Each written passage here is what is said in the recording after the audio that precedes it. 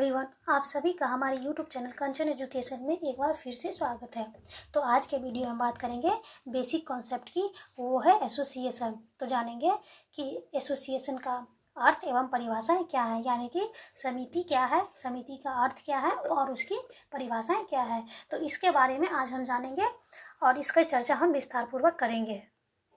तो समिति जो है वो समाज शास्त्र की एक महत्वपूर्ण अवधारणा है। यह मानवीय आवश्यकताओं की पूर्ति का साधन है। समाज जैसे जैसे विकसित होता गया, आवश्यकताएं वैसे वैसे बढ़ती गई तथा समिति का निर्माण होता गया। यानी कि समिति जो है वो समाज शास्त्र की प्राथमिक यानी कि पहली अवधारणाओं में से एक महत्वपूर्ण अवधारणा है। यह मानवीय आवश्यकताओं की पूर्ति का महत्वपूर्ण साधन माना गया है, क्योंकि समाज जैसे जैसे विकसित होता गया वैसे वैसे आवश्यकताएं बढ़ती गईं, वैसे ही समितियों का निर्माण होता गया। यह प्रवृत्ति आज के जटिल परिवर्तनशील समाज में काफ़ी अधिक देखने को मिलती है, क्योंकि समाज में प्रत्येक व्यक्ति की अपनी कुछ आवश्यकताएं होती हैं जिसे व्यक्ति पूरा करने का प्रयास करता है। इस क्रम में मैकाइवर और पेज के अनुसार व्यक्ति अपनी आवश्यकताओं की पूर्ति 3 प्रकार से करता है। प्रथम है व्यक्ति स्वयं ही अपनी आवश्यकताओं को पूर्ति करे। मैकाइवर एवं पेज ने इस प्रवृत्ति को असामाजिक कहा है। तथा दूसरा है कि व्यक्ति अपने उद्देश्यों की पूर्ति के लिए मनुष्य परस्पर संघर्ष करे। यह प्रवृत्ति समाज के अस्तित्व के विरुद्ध है। तथा तीसरा यह माना है कि मनुष्य अपने उद्देश्यों की पूर्ति के लिए एक दूसरे का सहयोग करे। समिति की धारणा इसी से संबंधित मानी जाती है। जब कुछ व्यक्ति अपनी आवश्यकताओं की पूर्ति हेतु नियमों के अंतर्गत सहयोग के आधार पर एक संगठन का निर्माण करते हैं तो वो समिति कहलाता है। यानी कि यह माना गया है कि जब कुछ व्यक्ति अपनी आवश्यकताओं की पूर्ति के लिए नियमों के अंतर्गत सहयोग के आधार पर एक संगठन का निर्माण करते हैं, जिसको समिति कहा गया है। ये संगठन स्कूल, कॉलेज, विद्यालय इत्यादि कुछ भी हो सकते हैं। इस आधार पर समिति के मूल तथ्यों को विद्वानों ने अपने अपने ढंग से विस्तृत रूप में प्रस्तुत किए हैं, जो विशेष महत्वपूर्ण व निम्नलिखित है। फर्स्ट विद्वान है R.M. MacIver and C.H. Page. इन्होंने अपनी पुस्तक सोसाइटी में लिखा है कि अतः समिति वह समूह है जो किसी एक सामान्य हित या हितों के समूह की पूर्ति के लिए संगठित हुआ है।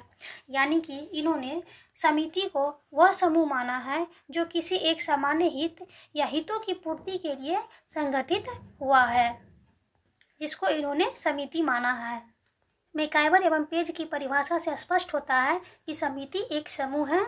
दूसरा पॉइंट है इसका संगठन विशेष प्रयास के माध्यम से होता है। तथा तीसरा पॉइंट है इस संगठन से व्यक्ति के हितों की पूर्ति होती है। दूसरे विद्वान है E.S. बोगार्ड्स। इन्होंने समिति को परिभाषित करते हुए लिखा है कि साधारणतया किसी उद्देश्य की प्राप्ति के लिए व्यक्तियों का मिलकर कार्य करना समिति है। इन्होंने उद्देश्य प्राप्ति के लिए व्यक्तियों का मिलकर काम करना ही उन्होंने समिति को माना है। इस क्रम में बोगार्ड्स की परिभाषा से यह स्पष्ट होता है कि समिति के लिए व्यक्तियों का होना है। दूसरा पॉइंट है किसी खास उद्देश्य का होना। तथा तीसरा पॉइंट है मिलकर काम करने की प्रवृत्ति। तीसरा एंड लास्ट विद्वान है मॉरिस गिन्सबर्ग। इन्होंने सोशियोलॉजी में लिखा है कि समिति सामाजिक प्राणियों का एक समूह है जो एक दूसरे से संबंधित है तथा जो एक निश्चित उद्देश्य की पूर्ति के लिए एक सामान्य संगठन का निर्माण करते हैं। यानी कि गिन्सबर्ग का यह मानना है कि समिति सामाजिक प्राणियों का एक समूह है जो एक दूसरे से संबंधित है, यानी कि एक दूसरे से जुड़े हुए हैं तथा जो एक निश्चित क्षेत्र उद्देश्य की पूर्ति के लिए एक सामान्य संगठन का जो है वो निर्माण करता है। इन्हीं को इन्होंने समिति माना है। अब हम जानेंगे गिन्सबर्ग की परिभाषा से स्पष्ट यह होता है कि समिति सामाजिक प्राणियों का समूह है। दूसरा पॉइंट है ये सामाजिक प्राणी एक दूसरे से संबंधित है, यानी कि जुड़े हुए हैं। तीसरा पॉइंट है इसमें एक संगठन पाया जाता है। तथा चौथा पॉइंट है इस एक खास उद्देश्य होता है, यानी कि इसका एक खास उद्देश्य होता है, जिसको मॉरिस गिन्सबर्ग ने समिति माना है। अब हम जानेंगे इनके द्वारा प्राप्त निष्कर्षों के बारे में। तो उपर्युक्त परिभाषा व विवरण से स्पष्ट होता है कि समिति व्यक्तियों का ऐसा समूह है जो किन्हीं उद्देश्य की प्राप्ति के लिए सहयोगात्मक आधार पर संगठित होते हैं।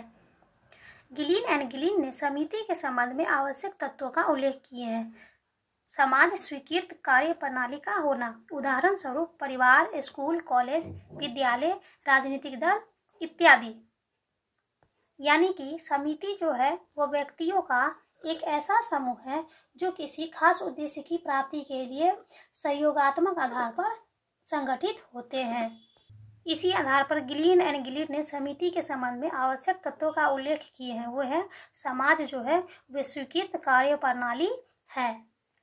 उदाहरण के तौर पे देखा जाए तो परिवार, स्कूल, कॉलेज, विद्यालय, राजनीतिक दल इत्यादि ये सभी एक संगठन है जहां व्यक्तियों का समूह एक खास उद्देश्य की प्राप्ति के लिए मौजूद होते हैं, जिससे समिति का निर्माण होता है। तो आज का हमारा टॉपिक था समिति का अर्थ एवं परिभाषा है, जिसके अंतर्गत 3 विद्वानों के विचारों को विस्तार पूर्वक चर्चा की गई है और हम आज जाने हैं कि समिति क्या है और इसका संगठन किन उद्देश्यों के लिए किया जाता है।